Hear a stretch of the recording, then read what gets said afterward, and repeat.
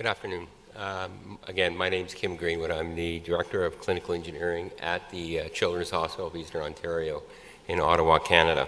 And today I'd like to share some of the advantages we found with setting up and growing a regional clinical engineering service. Back in the late 90s, 1997 actually, when I joined, there was only 6 staff in the department, including the department head. There were no clinical engineers or certified clinical engineers for that matter.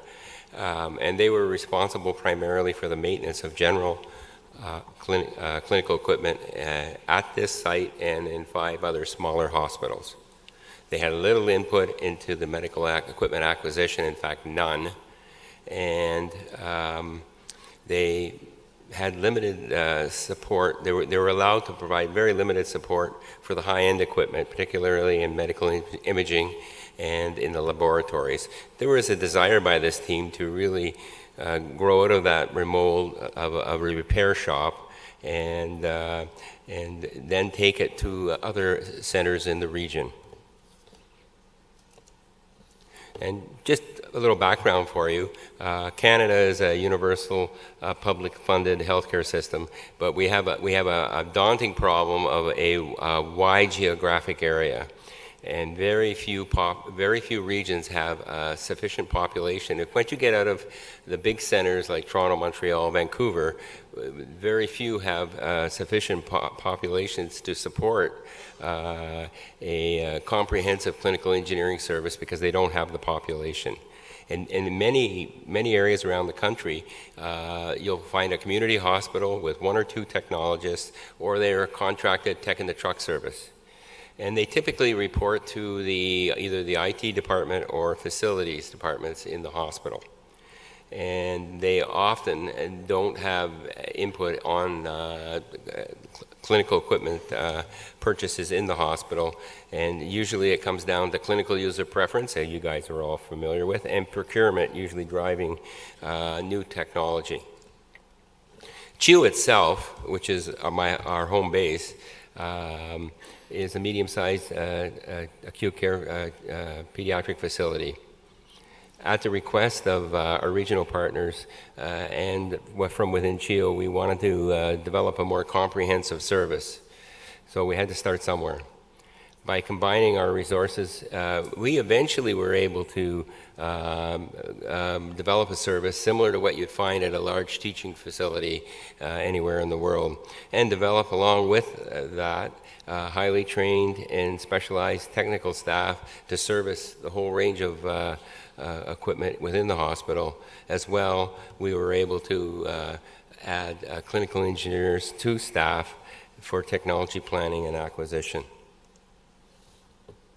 How are we going to do this? Well, we are publicly funded, so money is always tight, and anyone who works in a public institution knows that. So we took a little bit more of a dramatic approach. We went out and earned external revenue, so we had money. We actually had money to work with, and over time, as we gained expertise, we eliminated service contracts.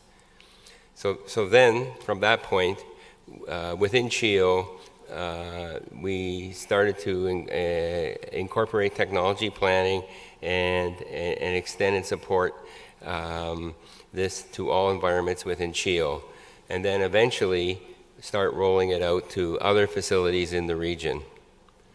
And we worked on a long-range training plan for our staff to gradually, as the staff grew and with the existing staff, we bolstered their skill level with substantial amount of training. First step in our implementation plan was hitting on health technology management. In about 2000, the CHEO executive at our hospital wanted to retain a consultant to develop a long-range equipment plan. Well, I encouraged them to let us lead that process, and I'll bring in some extra resources. So that's what we did. So we were able to develop a long-range plan, but also at the same time, we were able to revise all of the processes, capital equipment processes in the hospital, and it made a dramatic difference. So once we had done that, we we moved into the position of taking the lead in managing healthcare technology within our hospital. And eventually, we were rolling this service out across the region. And this type of offering is often very welcome in smaller hospitals because they only have 1 or 2 person departments, and they don't have any expertise in managing contracts. So we were able to bring resources in to help these hospitals. And we charge slightly more than cost, but to cover our overhead, such as test equipment, but we charge substantially less than private service companies. Becoming a change agent. So over about a 15-year period, with all of this work, we were able to change ourselves from a repair service to a corporate healthcare technology service. We were able to add to our department 4 clinical engineer positions, not including the director, so that would make 5. And we are now in a comprehensive role in the healthcare technology decision-making process. And we were able to make a huge impact on the delivery of healthcare technology at CHEO as well throughout the region. And it also, being heavily involved with the negotiations on equipment acquisitions, we can bolster our service team with training. We're in a position to better negotiate. So at this point, we're now able to offer services in health technology assessment, planning, and management. And we have specialized support in areas such as medical imaging, anesthesia, laboratory, and 3D printing. And the expertise, like I said, had been built up over a long period of time. Now all these small and medium-sized hospitals have access to this type of support.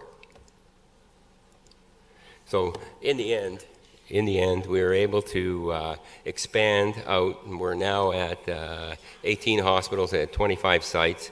And to give you a bit of perspective, in Eastern Ontario, it's about it sounds big, 19,200 square kilometers, but it's only covering a population of about 1.66 million people in that area. So it's still relatively small. The regional program model, this regional program model helped curb costs in our region while providing increased uptimes and improving support to patient care. And these realized savings are actually taken both at our home hospital and at the regional hospitals and reinvested in healthcare at the sites. A good example of what can be done, and this is actually spelled out in detail in biomedical instrumentation and technology. We were able to take on MR service. We've been able to provide incredible service uptimes, 99.7%, good savings, good level of savings.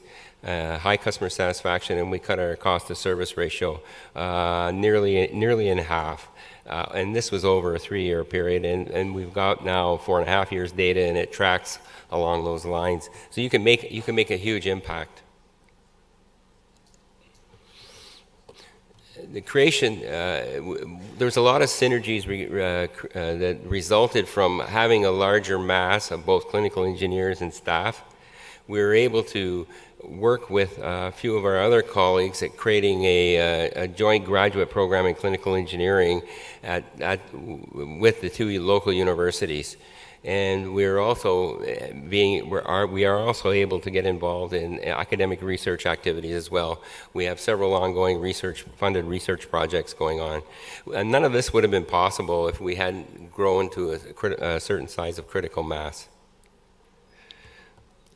Growth of this service allowed us to also do things we'd like to do, like provide thoughtful outreach initiatives to the developing world, and we've been able to provide equipment and technical support to 10 other developing countries to date over the last dozen years or so. And we've been recognized locally, nationally, and internationally for this published work and achievements. The regional program is still a voluntary program. And in fact, we've got so many hospitals involved, you must wonder, it's not government mandated. It's totally voluntary, and you sign on because we're providing good service, and you have to maintain the good service, and that's always a struggle. But so far, we succeeded. And again, any surpluses are reinvested back into local health care.